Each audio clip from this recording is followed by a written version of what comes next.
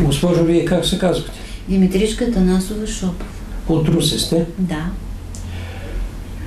На лявата гърда имахте твърдина. Да. Имахте болки. Да. Направих една процедура тук. Какъв е резултат? Намаля твърдината. Твърдината намаля. Намаля. Болката? Болка в момента няма. Болка няма. Няма. Добре. Гърдата по-спокойна ли е? По-мека ли е? Да.